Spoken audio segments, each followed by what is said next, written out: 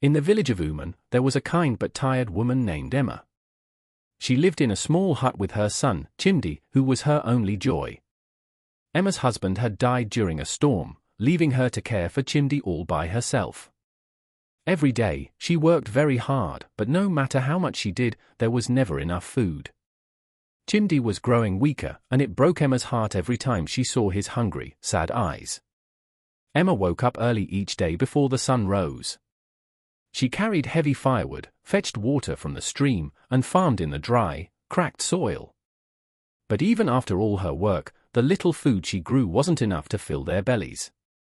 The market in the village was no help either. Everything was so expensive that even one yam was more than she could afford. No matter how much she tried, it was never enough. Chimdi was a cheerful boy who loved to laugh and play with other children, but lately, he had grown quiet. His cheeks were no longer round, and he was too tired to run around. Emma would sit by his side, stroking his hair, whispering, "Mama is trying, my son. We will be fine." But inside, Emma was not sure if things would ever get better. She prayed and hoped, but her struggles never ended. One night, after a very hard day, Emma sat outside her hut and looked up at the stars. The moon was full and bright, and the sky was quiet. Tears rolled down her face as she whispered, "I just need one day to rest, one day without pain, hunger, or sorrow." She did not know why she said it aloud, but it felt like the stars were listening to her. She repeated her wish again softly. Suddenly, the wind stopped blowing, and the air became very still. The night, which had been calm, now felt cold and strange. A shadow began to form at the edge of the forest near Emma's hut. Emma's heart raced as she stood. "Who is there?" she called out, her voice shaking. The shadow grew larger until it stood in front of her. It was a tall figure cloaked in black, with a voice as soft as the wind. "You called for me," the figure said. Emma trembled but did not run. "Who are you?" she asked. "I am Death," the figure replied. Emma gasped, stepping back, but Death did not move closer. "You wished for rest," it said, "and I have come to grant it." Emma's fear turned into confusion. "Rest?" she asked. Death nodded. "You can borrow me for one day. You will sleep in peace, free from all pain and sorrow." Emma hesitated. "Just one day?" she asked. "And I will wake up afterward?" Death's hollow voice replied, "Yes, you will return after one day. But you must understand, death is not a game. If you borrow me too often, I may not give you your life back." Emma thought about it and nodded. "I just need one day," she said. Death raised its shadowy hand and touched her forehead. The world around her grew dark, and Emma fell asleep. The next morning, Chimdi woke up and found his mother lying still on the floor. "Mama," he called out, shaking her gently. She did not move. Panic filled the little boy's heart.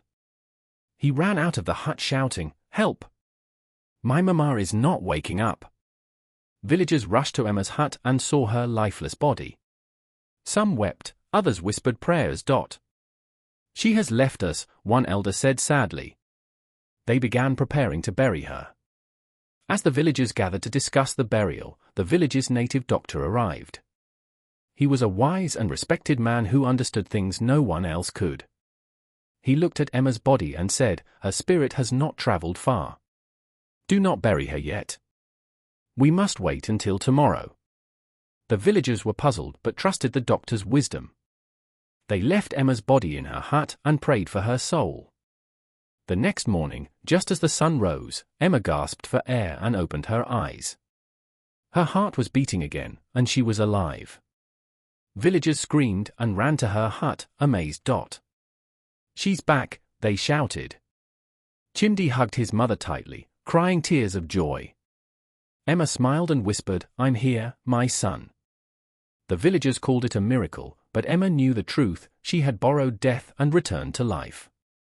At first, Emma felt relieved. The rest she had experienced in death was peaceful and calming. She felt no hunger, no pain, no sorrow. But when the hard days returned, days of hunger and exhaustion, Emma remembered the quiet peace of death. One night, she made the same wish. "Death, I call you again. Let me borrow your peace for a few days." Death appeared and reminded her, "Do not borrow me too often." Emma agreed. This time, she asked for 3 days. Before she closed her eyes, she left Chimdi with her neighbors, telling them she needed to visit a faraway farm deep in the forest. She lay down on soft grass and let her soul leave her body. For 3 days, she rested in peace, free from all pain. On the 4th morning, her soul returned, and she woke up feeling light and calm. After returning to life, Emma resumed her struggles. She hugged Chimdi tightly, hoping he would never know the truth about where she had gone. The villagers believed her story about visiting another farm, but some whispered that there was something unusual about her. Emma didn't care. The peace she had found in borrowing death became her secret escape. Whenever life became too hard, she would wander into the forest and borrow death again, staying far away for a few days before returning to life. It felt like her only way to survive.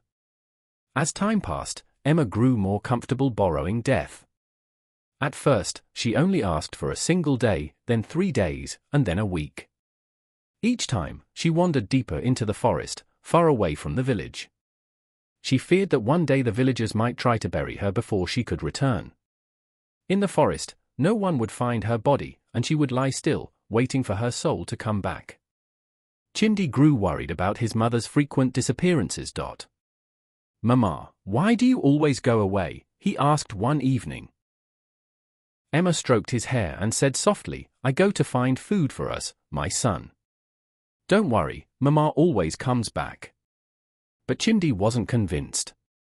He often cried when she left, afraid she wouldn't return.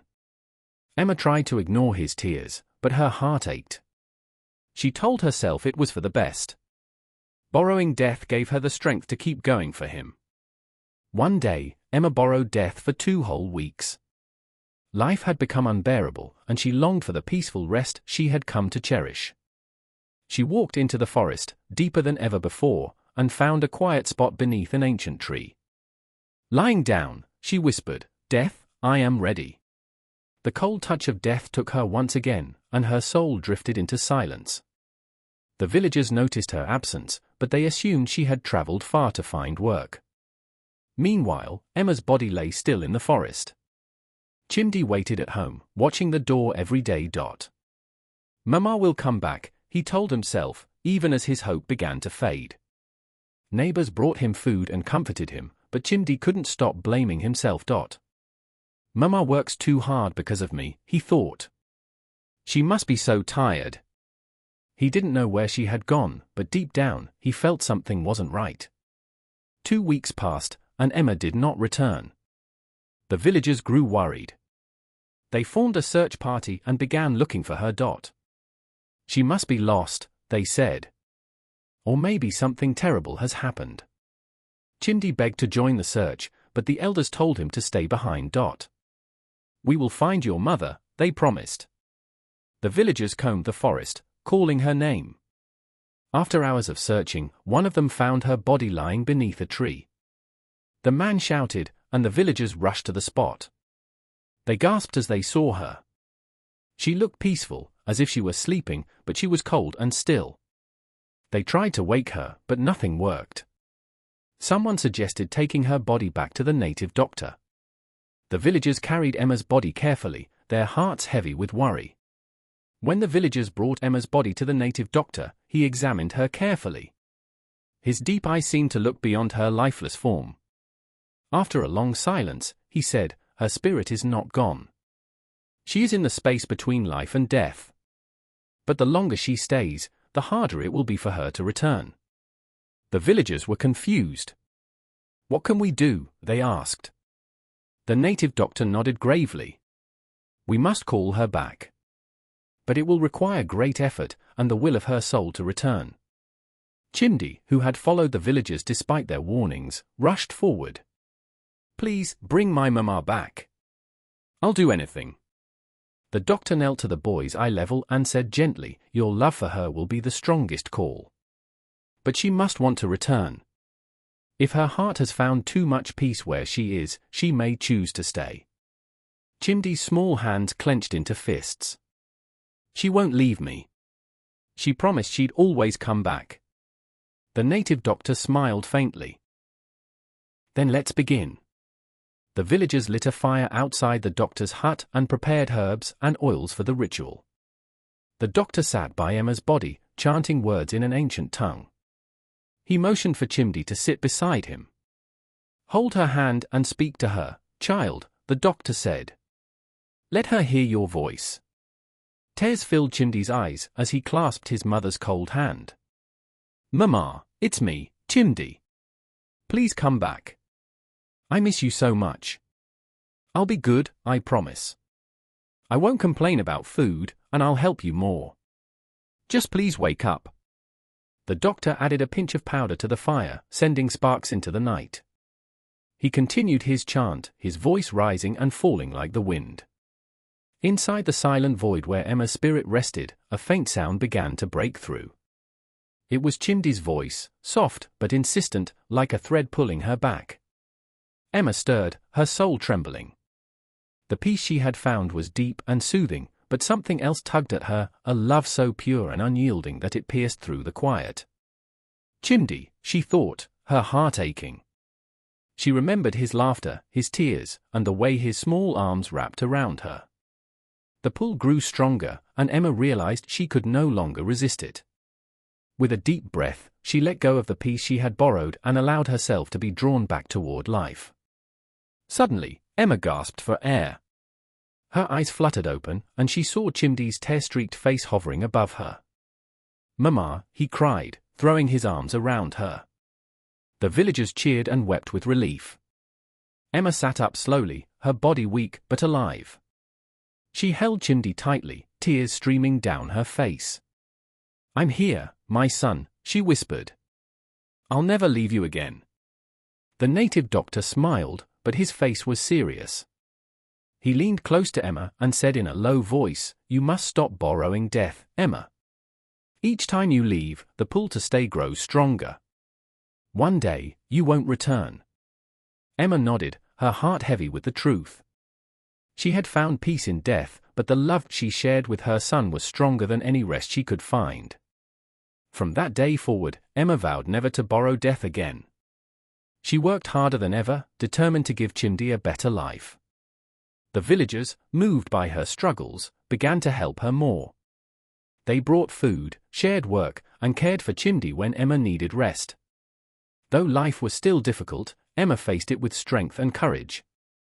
And every night, as she watched her son sleep, she felt a peace more powerful than any she had ever borrowed, the peace of a mother's love, unwavering and eternal.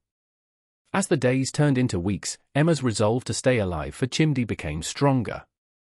She found joy in the little things, the sound of his laughter, the way he held her hand, and his curiosity about the world around him. Though their struggles hadn't vanished, the help from the villagers made life more manageable. The villagers of Uman had learned an important lesson from Emma's ordeal. They began to look out for one another more closely, ensuring that no one bore the weight of their troubles alone. If a neighbor's roof leaked, others would gather to fix it. If a family had no food, they shared what they could spare. Chimdy blossomed in this newfound community of support. The boy who once grew quiet from hunger and worry began to laugh and play again. Emma often watched him from a distance, her heart swelling with pride and gratitude. One evening, as the sun dipped below the horizon, Chimdy sat beside his mother. Mama, do you think Papa can see us from the sky? He asked, his voice soft. Emma smiled, brushing her fingers through his hair. Yes, my son. I believe he's watching over us, proud of how strong you've become. Chimdy looked up at the stars, his eyes reflecting their twinkling light. I want to be strong like you, Mama. So I can help people, just like you do. Emma felt tears well up in her eyes, but this time, they were tears of joy. You already are strong, my son, she said, pulling him close. Over time, Emma became an inspiration to the entire village. People admired her resilience and the love she had for her son. When travelers passed through Uman, they often heard about the woman who had faced death and chosen life for the sake of her child. Emma began to share her story with others, not the part about borrowing death, which remained her secret, but about her struggles and the power of community.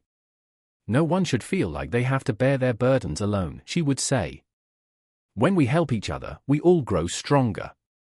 Years later, Chimdi grew into a kind and resourceful young man.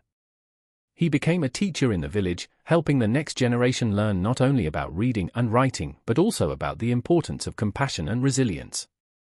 One day, Chimdi visited his mother as she worked in their little garden. "Mama," he said, kneeling beside her, "I've been saving up. I want to build a small school for the children in our village. A place where they can learn and dream, no matter how hard life gets." Emma's heart swelled with pride. "That's a wonderful idea, Chimdi," she said, her voice trembling with emotion. "Your kindness will change lives, just like the love of our neighbors changed ours." The school was built with the help of the villagers, and it became a place of hope and opportunity. People from neighboring villages brought their children to learn, and Emma's story continued to inspire all who heard it. Though Emma grew older and her steps slowed, her spirit remained strong. Every time she saw Chimdi teaching in the school, she felt a profound peace, not the peace of death, but the peace of a life well lived, filled with love and purpose.